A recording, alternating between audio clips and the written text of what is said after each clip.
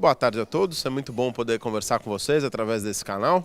Nós da Bran temos muito orgulho em poder participar aqui desse terceiro evento da Abrap. O que eu falei um pouco aqui no seminário é que assim, o cenário internacional é um cenário desafiador, né, para os emergentes, não só para o Brasil.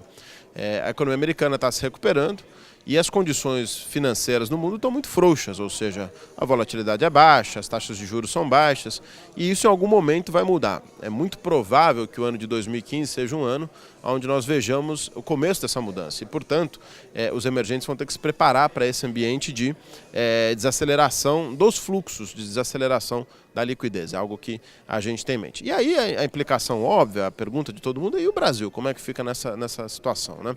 Eu acho que a gente tem que ter em mente, primeiro, assim, em termos relativos, os fundamentos brasileiros ainda são muito bons, né? Os nossos clientes estrangeiros, é curioso, eles sempre falam: olha, as opções são investir na Turquia, na África do Sul, no México, na Rússia, são opções que não são necessariamente melhores do que a brasileira, então os fundamentos brasileiros relativos são bons. Agora, o país tem que passar por alguns ajustes. É muito plausível esperar que a gente tenha que aumentar a taxa de poupança doméstica, ou seja, o consumo crescer um pouco mais devagar do que o PIB. É muito plausível esperar que a gente tenha que reduzir a inflação, que a gente tenha que apertar um pouco as contas públicas, o que no fim do dia significa que a política econômica como um todo vai ser bastante apertada, vai ser uma política ainda de crescimento baixo, sem grandes impulsos vindo do próprio investimento ou do consumo.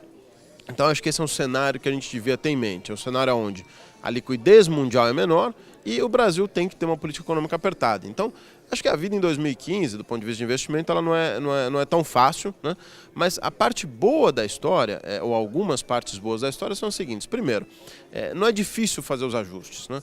Basta colocar algumas coisas na ordem do dia, como intensificar o controle da inflação, como propriamente focar nas concessões de infraestrutura. Eu acho que são coisas que não são tão difíceis assim de serem feitas. Segundo, o Brasil tem, como eu falei, como tem colchões muito grandes, as reservas internacionais, a própria dívida pública não é tão grande assim em termos do mundo desenvolvido, por exemplo, né?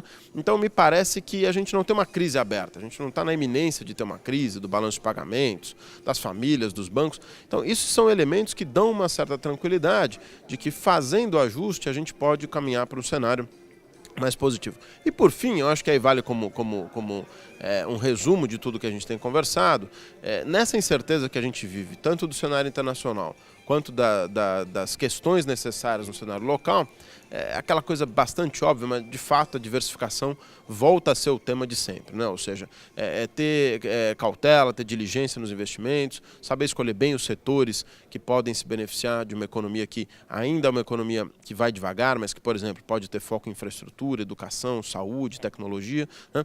Ter cautela com as taxas de juros mais longas, porque pode vir um movimento lá de fora e também o movimento local de inflação é algo que pode influenciar.